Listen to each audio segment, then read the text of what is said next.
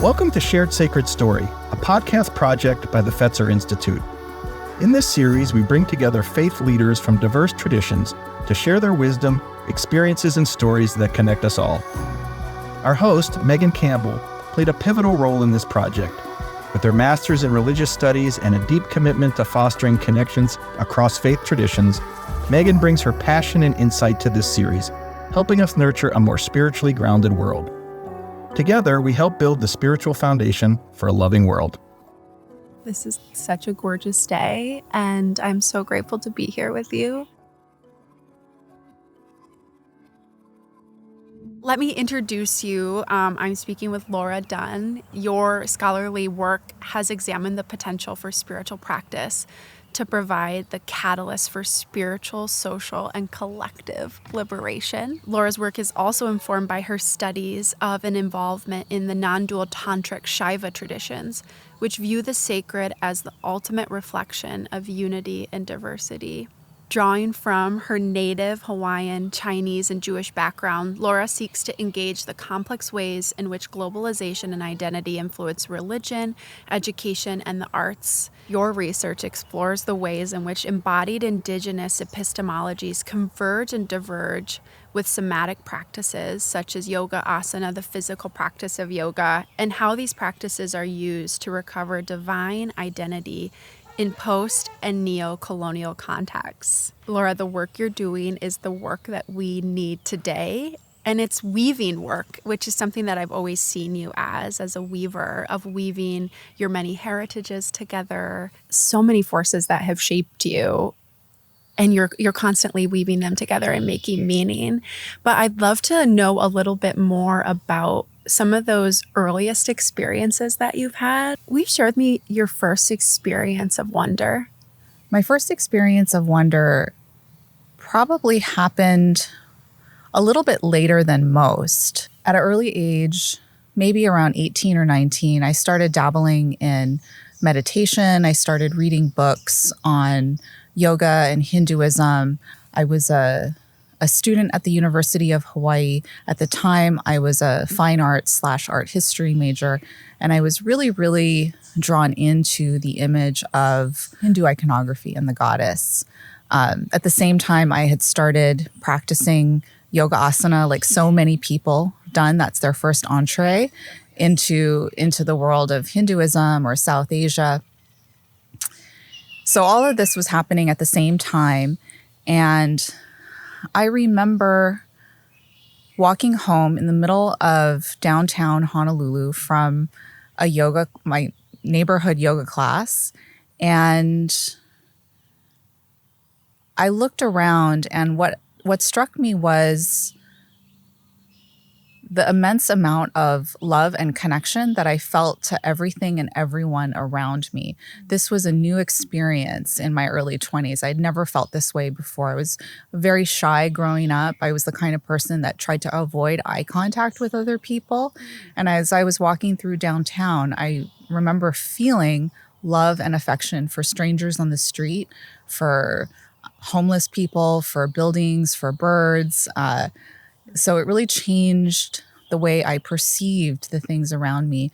And I think that was the beginning of changing my relationship with the world and with myself. I feel like those experiences of awe and wonder, like it's that boundary breaking again that I was talking about that I see in you. Like I've heard this phrase called thin spaces, where like the divine and what we know as like the world, there's no barrier between them, and we feel connected with so many things. So we've jumped to like, you said your early 20s. What were some of the like early forces, maybe like spiritual formation that you experienced as a child that would even make you open to that, that experience of walking in the street? Sure.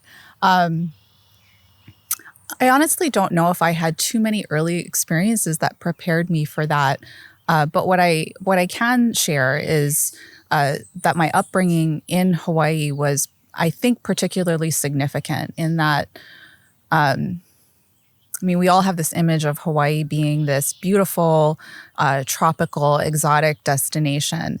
But for those of us that were born there and were raised there, what we are born into and raised into is a culture of hybridity, for lack of a better term.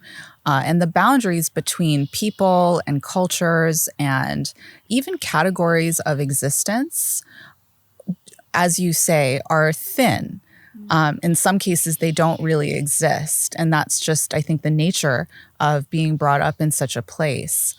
I was born a Catholic, so I didn't have a whole lot of exposure early on to different ways of thinking about the divine or perceiving things through the lens of Hinduism or through yoga. But I do think that just being exposed to so many different types of people and different types of cultures, especially Asian religion, and my own Hawaiian culture, really allowed me to be open to and accept different ways of being in the world.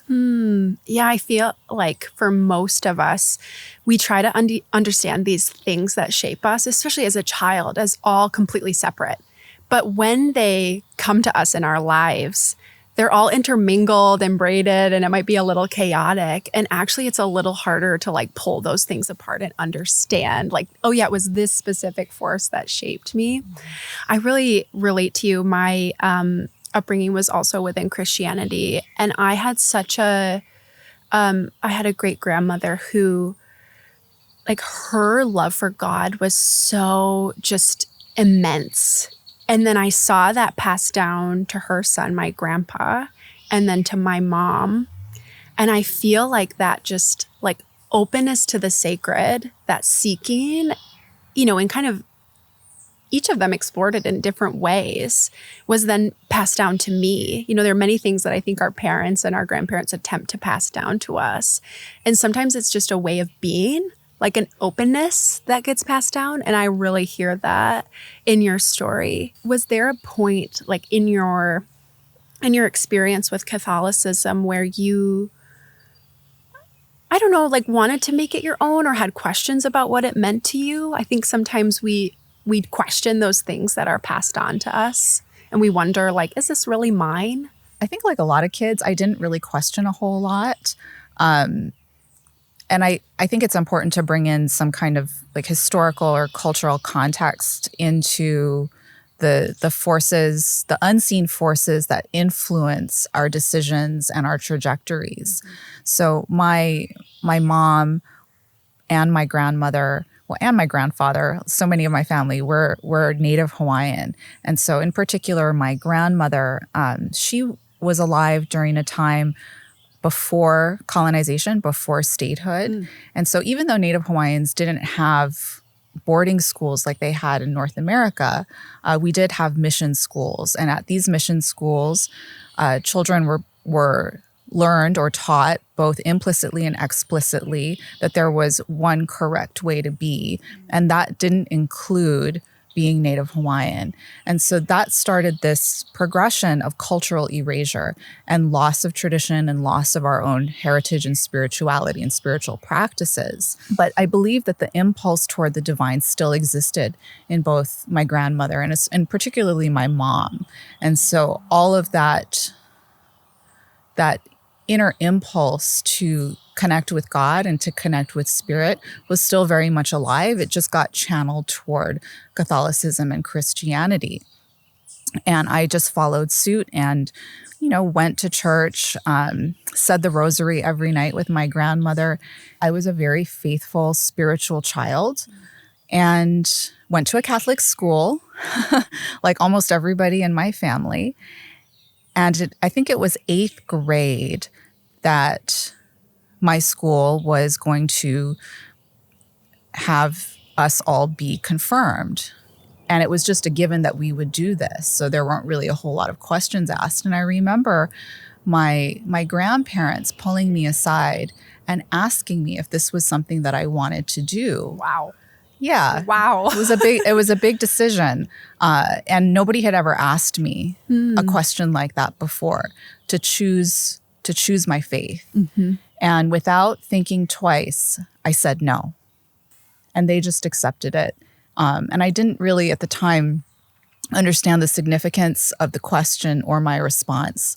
But I do believe that that was a pivotal moment on my path that gave me the freedom and the license to find my own way. Do you think it was like their experiences that allowed them to even ask that? Or was that surprising thing for them to ask you? You know, Megan, I don't really know. I think back now, having lost my grandparents and my mom, that these are the kinds of questions that I really would have loved to ask them. Yeah. I always thought of my grandparents and my mother as being not religiously conservative, but set in their ways and ways of being, which is part of the reason why the question caught me off guard. I do think that my grandfather held a lot of grudges about what had happened to him and to all of us during that period in history.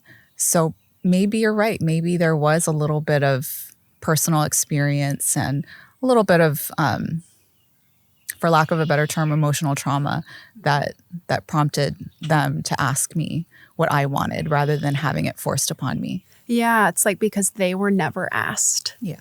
Like, here is the next person in our family line. And so we must ask them. Yeah. What a gift. Yeah. I mean, wow, what a gift. I hear so much in your story, this and really maybe it's in your grandparents and your parents' story, like the erasure of Hawaiian culture. But I know that the land of Hawaii has been so important to you and in shaping you. Do you have any early memories about that, about what the land meant to you? Or as you think about it as an adult and think about your connection to land, what comes up for you? Well, in Hawaii, we call it Aloha Aina, which means love for the land. And in my personal experience and opinion, you never really understand how integral Aina is until you leave a place. For Hawaiians, the land isn't something that's external to you, it's internal. So we are descendants of the land. So when you ask about how is the land meaningful to you, it's almost like asking, how is your mother meaningful to you? Wow. Yeah. Yeah. It's a part of you. It's a part of you. And it goes back to what you're talking about, this the thinness of boundaries or that permeability. There's no hard dividing line between ourselves and our bodies, our consciousness and the land. And in fact, to kind of say, what is the significance of the land to you? Somehow insinuates an artificial boundary. Yeah, that we are not connected to it. And I think I may have shared this with you, but I'm in the process now of moving from Michigan to Oregon. And I grew up in West Michigan along Michigan Lakeshore. And recently, Michigan had the sighting of the Northern Lights. And my friends and I ran to the lakeshore. And as we were sitting there, I was having this grief almost wash over me. And I was moved to tears because I was thinking about leaving the lake. And I didn't realize how much it was a part of me. It was like in that moment, I'm sitting there. The Northern Lights were slightly visible. So that was also creating this gorgeous ambiance. And I'm thinking about every time this body touched that water, as a child doing polar plunges to as adult needing a refresh and jumping into the water. And I agree. It's this leaving, this grief where you really realize that thing has shaped you and is so a part of you.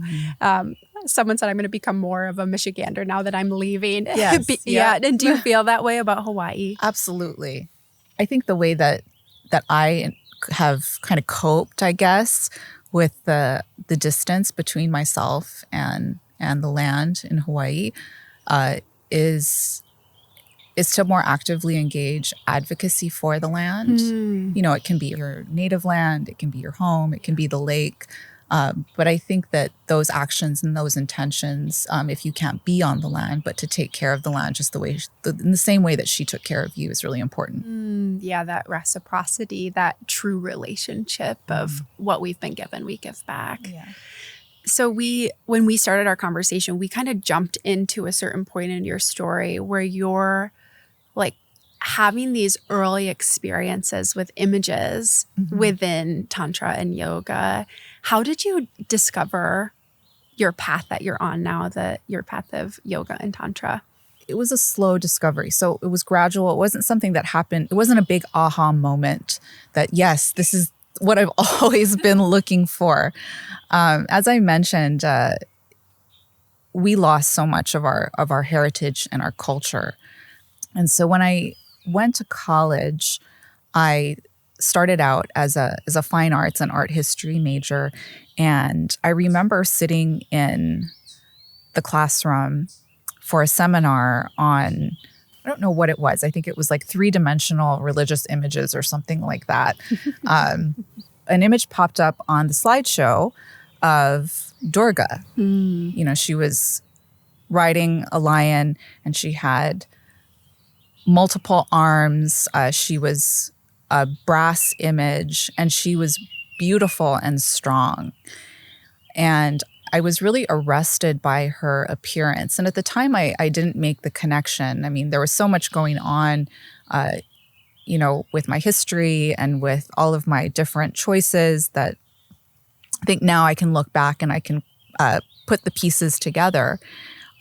And the way that we were taught our own faith, our Catholic faith, was that it's a patriarchal faith. God is a man. We were taught to be separate from our bodies in a way that instilled a kind of shame around the body. And so when I saw this image of Durga riding a lion, I saw this woman that was assertive. She was God. And there was no denying that this image was God. And that started to shift how I perceive the divine. The divine doesn't have to be transcendent. It can be immanent. God can take many forms and many manifestations and can produce multiple energies in the world. Fast forward, I don't know, several years. It was my first trip to India. I was in Mysore practicing yoga. Again, like a lot of spiritual seekers in the United States do. And I remember feeling really disillusioned because all I was doing was practicing asana. I wanted to go on this spiritual journey. You wanted more than the physical practice. Right. I think I had these fantasies that it would be a certain type of way. But all we were doing was practicing asana and going shopping. And so, oh no. Yeah, I was like, I could have done this at home. Yeah. And on one of these particular shopping trips, we went into a kind of a tapestries boutique, had, you know, clothes, and it had rugs, and it had different types of blankets. And I picked up a blanket and I saw on it this goddess who was a triple goddess. Her name is Chinnamasta, she who is without a head, the beheaded one. And she was standing in the center of this blanket without a head. Looks like she's cut off her own head. She's holding her head up with one hand, and she's got a scimitar or a blade in another hand, and she's being flanked by 2 other goddesses. And all 3 of them are drinking from the blood that's emanating out of her neck. And it's a really gruesome, violent image almost. Well, you would think. Right. And I remember showing it to some of my friends. I had a choice. I was like, should I get the blanket with the elephant or should I get this one? Your friends were like, I don't know. Yeah, tough choice. And the shopkeeper came out and saw me just staring at this image transfixed. And he said, she's the goddess of yoga. I had no idea what he meant. But I did know that I really loved her very much. I didn't see the violence at all. Perhaps it could have been because of the way the image was stylized. I just saw 3 divinities joyful and dancing. Unfortunately, I bought the blanket with the elephant on it. Maybe a next trip will be to go back and get one of Chinnamasta. Yeah. I have so many questions for you. So I guess I'm wondering, each of these goddesses is really an aspect or an energy of God, would you say? Like, how would you, like, I know this is a little weird, but I'm trying to think about, like, how within within Tantra, within yogic paths, each of these goddesses might teach you something different or might have like a particular message for you because they have these stories and they have these ways they show up. Am I understanding that right? Yes, in the narrative tradition, for sure, the different goddesses are, well, first of all, goddess or Devi, Mahadevi, and Shakti are all, I don't know if you would call them necessarily synonyms, but these terms are all tied together. And kind of on the side of the tradition of the Devi Mahatmya, we also have the tradition, which is, we're starting to move more into Tantra, which is the tradition of the Dasha Mahavidyas or the 10 great wisdom goddesses. And they all take different forms. We have Dhumavati, she's the crone goddess. She's very old. She rides a chariot. She has long white hair. She's usually obscured by smoke. We have Lakshmi, who's beautiful and gives boons and is surrounded by lotuses. So these are all particular shaktis or energies, and you can look at these goddesses as sort of like literal anthropomorphized representations of God, or from a more esoteric position would be to understand these goddesses that are different energies that are latent within the self. Some interpretations are that these goddesses can be called upon at different phases in one's life, or for, if you need certain types of blessings. So when you are in India, on this yoga retreat, and then you come upon this goddess who is speaking to you, what do you think was the invitation for you there? If that's a representation of something within you, did you feel like a particular call to something there? Or did it feel like the start of something? I think so. I think it was really my start on the journey, the academic journey, to understand things that defy understanding. And I've always been a little bit of a rebel, a little bit of a boundary breaker. And I liked that, she was really confronting the popular Western imagination of what is yoga. That solidified my decision. Yeah. Because she was just so captivating. I couldn't let her go. Yeah. Oh my gosh. Yeah. Who were the people in your path that maybe were outside academia or inside academia that were important to you in kind of making meaning of this journey that you started on? There have been so many people who have been teachers in my lifetime.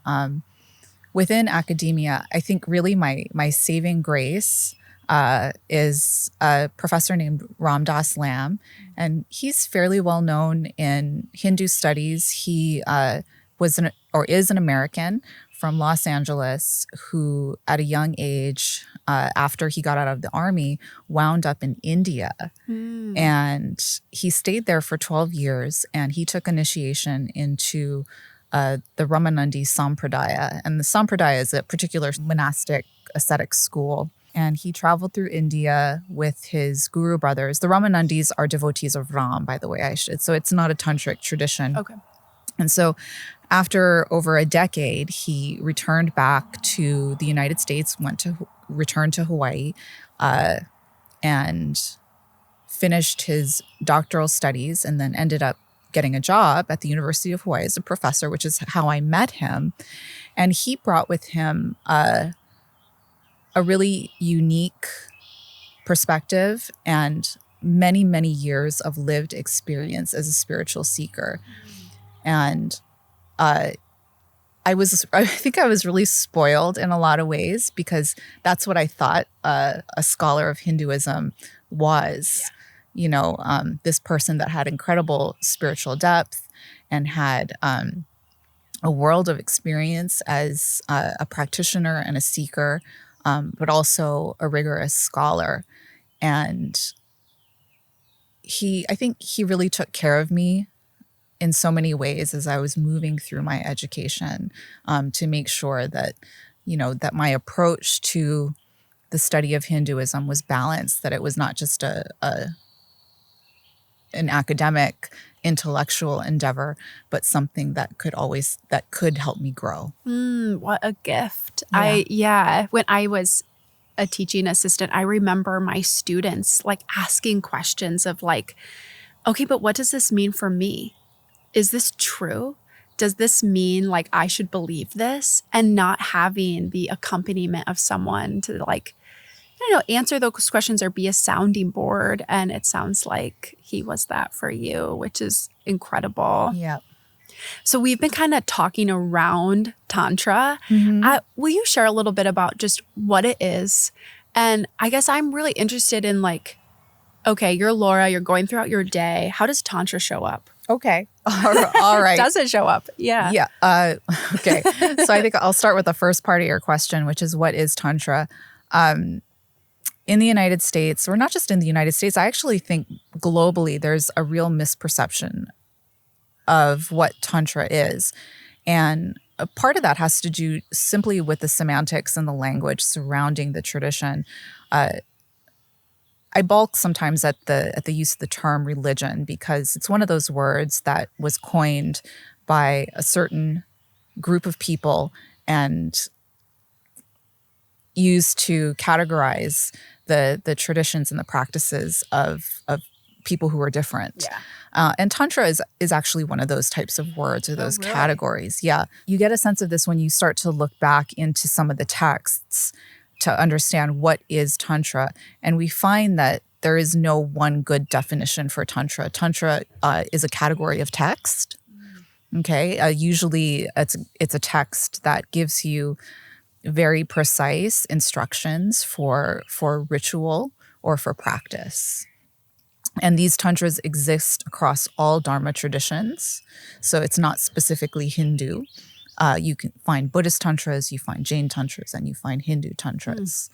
It's the etymology of the word lends to a definition of extension of beyond oneself, or the warping of a loom. So if you can imagine in your head the traditional way of weaving a tapestry or of a blanket, right? Those two different directions of threads crossing over one another. And so the fusion of those two definitions gives us a meaning that suggests that the practice of Tantra allows us to meld two disparate categories into a whole, bringing microcosm and macrocosm together. And that's how I like to understand Tantra. There are lots of kind of wild definitions about what Tantra is and the types of practices that Tantrics do. And I would say that those are fairly inaccurate. I think that Tantra is the antithesis of a Pollyanna love and light kind of modern New Age. Yeah. I don't know what you want to call it, ideology or spirituality that's so popular these days. So Tantra really has shown up in my life. Like I said, I've always been a little bit of a rebel. I always like to push back on things. And that has included allowing myself to see, or really trying, making a solid intent to see the world as it is without rose-colored glasses.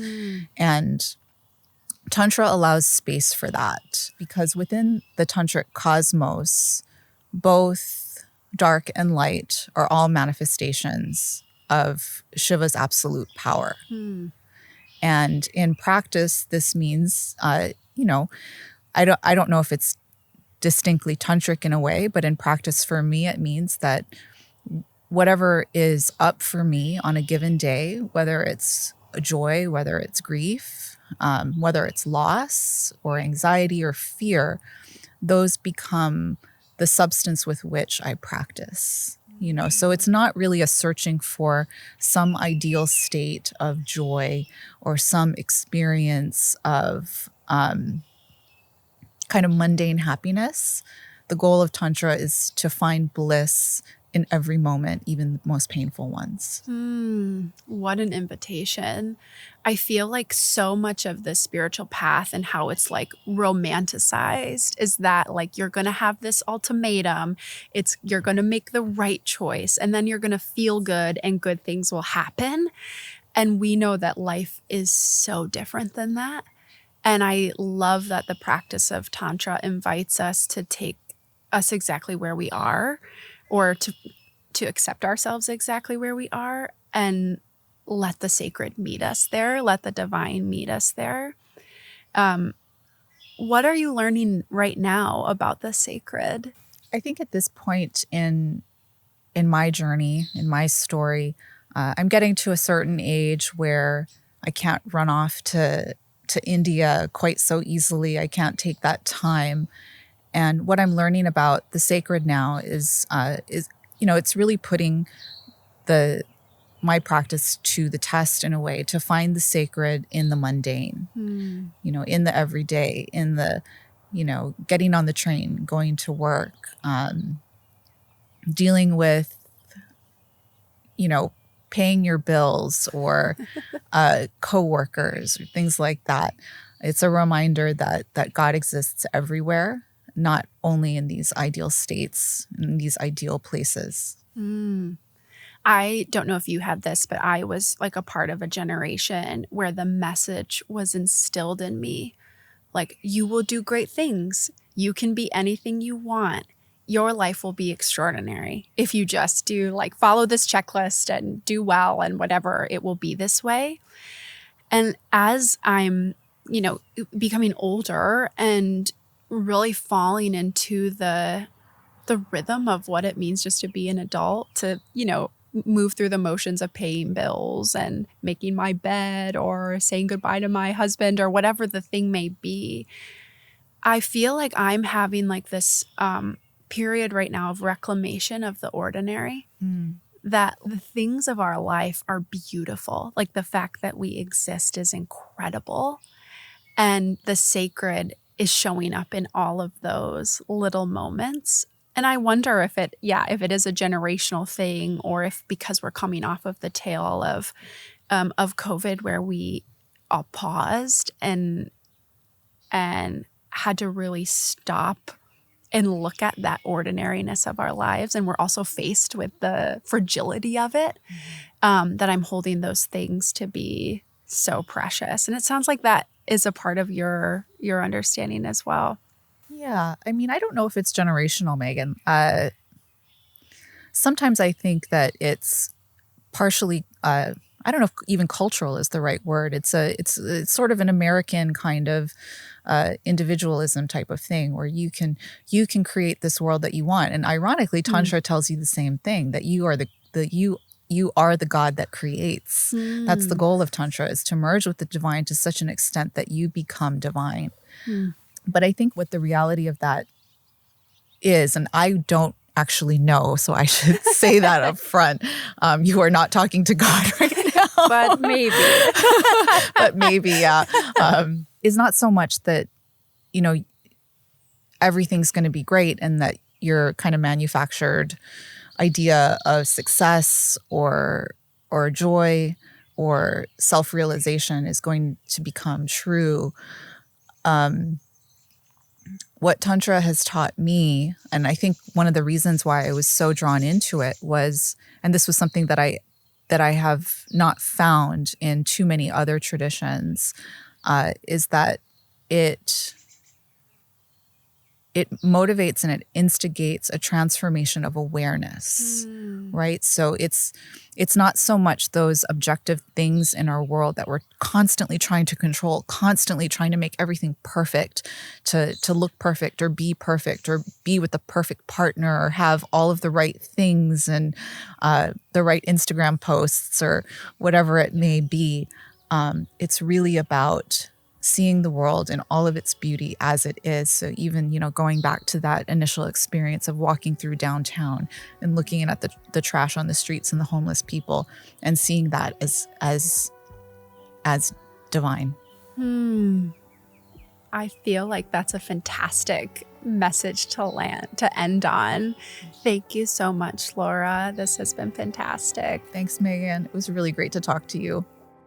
This has been A Shared Sacred Story, a podcast project by the Fetzer Institute.